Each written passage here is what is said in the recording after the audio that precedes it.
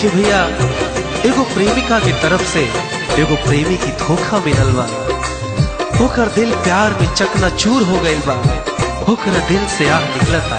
आई सुनल जाओ मिठू मार्शल के सुमधुर स्वर में।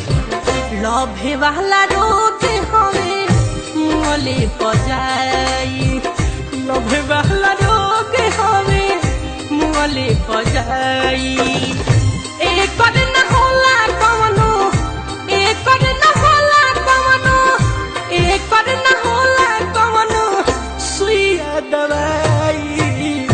लभे वाला रोग हवे मोले पजाई, लभे वाला रोग हवे मोले पजाई।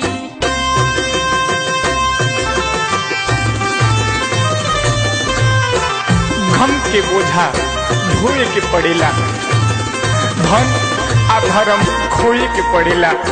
भाई हो दिल मत लगई हो लोग, काहे कि दिल टूट गईला के बाद रोए के पड़ेला। जब केहू दिलावा में बनैले ना घर हो,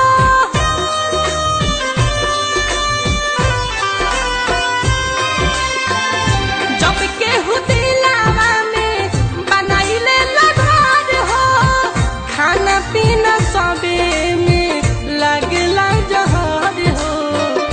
पता न लागे कैसे, पता न लागे कैसे जल समाई। लभे वाला रोग हमें मोले पजाई। एक न होला कवनो, एक न होला कवनो, एक न होला कवनो सुइया दवाई। लभे वाला रोग हमें मोले पजाई, लभे वाला रोग हमें मोले पजाई।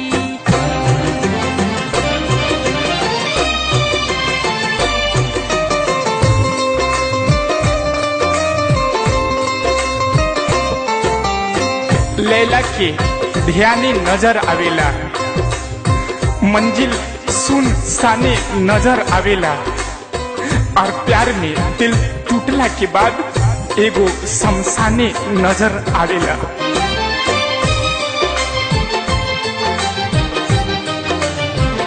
घुट घुट के जिए खातिर करे मजबूर हो,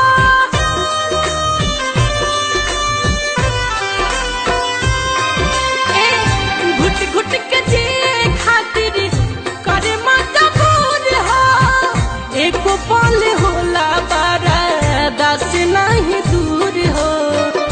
किल जैसे चुभे जाब, किल जैसे चुभे जाब हो खेला जुदाई। लभे वाला रोग हवे मोले पजाई।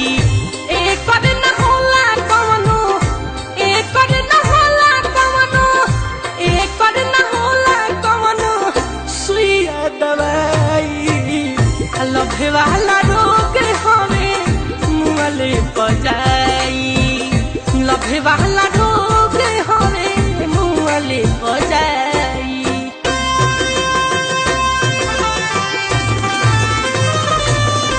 के कहता कि प्यार में जलन कम पड़ेला, पीड़ा सहन कम पड़ेला। और भैया प्यार में जब दिल जख्मी होला तब कफन भी कम पड़ेला।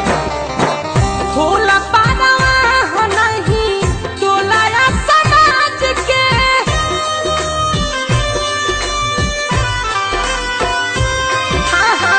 होला पारवा हो नहीं टोलाया समाज के। कहता सच्चाई बात गीत आदित्य राज के।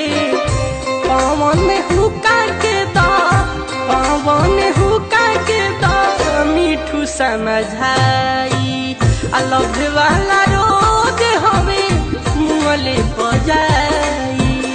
एक न होला कवनो, एक न होला कवनो, एक न होला कवनो सुइया दवाई। लभे वाला रोग हवे मोले पजाई।